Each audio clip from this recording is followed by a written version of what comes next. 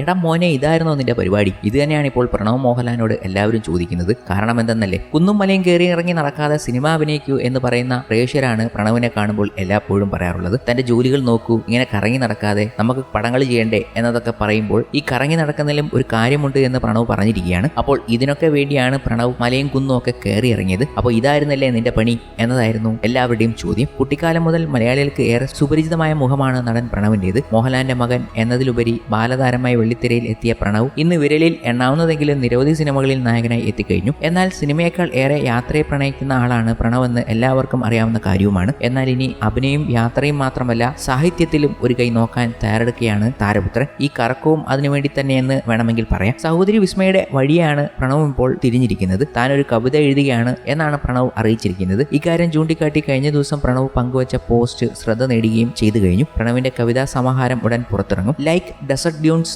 എന്നാണ് കവിതാ സമാഹാരത്തിന്റെ പേര്. ഇതിന്റെ പുറംചട്ടയുടെ ഫോട്ടോയും പ്രണവ് പങ്കുവച്ചിട്ടുണ്ട്. പിന്നാലെ നിരവധി പേരാണ് കമന്റുകളുമായി രംഗത്ത് എത്തിയത്. ചേട്ടന് എല്ലാവിധ സപ്പോർട്ടും നൽകിക്കൊണ്ടുള്ള ഇമോജികളാണ് വിസ്മയ കമന്റ് ബോക്സിൽ കൊടുത്തിരിക്കുന്നത്. ഇതിനായിരുന്നു മലയും കുന്നും കാടും കയറി ഇറങ്ങിയതെന്നും എന്തായാലും പുതിയ സംരംഭത്തിന് എല്ലാവിധ ആശംസകളും എന്നും പ്രണവ് ആരാധകർ കുറിക്കുന്നുണ്ട്. മുമ്പേ മോഹൻലാലും പറഞ്ഞിരുന്നു അവനൊരു പുസ്തകം തയ്യാറാക്കുന്നതിന്റെ ഒരുക്കത്തിലാണ് എന്ന രീതിയിൽ. അതിന് ഫണ്ട് കണ്ടെത്താൻ വേണ്ടിയുള്ള സിനിമാ ചെയ്യലിനെ കുറിച്ചുള്ള കഥകളൊക്കെ നമ്മൾ കേട്ടിരുന്നു. വിസ്മയ നേരത്തെ ഒരു കവിതാ പുസ്തകം പുറത്തിറക്കിയിരിക്കുന്നു. ഗ്രെയിൻസ് ഓഫ് സ്റ്റാർഡസ്റ്റ് എന്നായിരുന്നു പുസ്തകത്തിന്റെ പേര്. നക്ഷത്രധൂളികൾ എന്ന പേരിൽ പുസ്തകം തർജ്ജമ ചെയ്യുകയും ചെയ്തിരുന്നു. അമിതാഭ് ബച്ചൻ അടക്കമുള്ളവർ അന്ന് വിസ്മയ്ക്ക് ആശംസകൾ അറിയിക്കുകയും ചെയ്തിരുന്നു. ഇനി പ്രണവിന്റെ കവിതകളാണ് എത്താനുള്ളത്. വർഷങ്ങൾക്ക് ശേഷം എന്ന ചിത്രമാണ് പ്രണവ് മോഹൻലാലിന്റേതായി ഏറ്റവും ഒടുവിൽ റിലീസ് ചെയ്തത്. വിനീത് ശ്രീനിവാസൻ സംവിധാനം ചെയ്ത സിനിമ ഒരു ബ്ലോക്ക് ബാസ്റ്റർ ചിത്രമായിരുന്നു. ചിത്രത്തിന്റെ ഷൂട്ടിംഗ് കഴിഞ്ഞ ഉടനെ പ്രണവ് ഊട്ടിയിലേക്ക് പോവുകയും ചെയ്തിരുന്നു. പിന്നീട് നമ്മൾ കണ്ടത് ഹംപിയിലായിരുന്നു. ഹംപിയിൽ നിന്നുള്ള ചിത്രങ്ങൾ ഇപ്പോഴും പ്രണവ് പങ്കുവയ്ക്കുന്നുണ്ട്. അതിനൊപ്പമാണ് പ്രണവ് തന്റെ പുതിയ സംരംഭത്തെക്കുറിച്ച് അറിയിച്ചുകൊണ്ട് എത്തിയതും.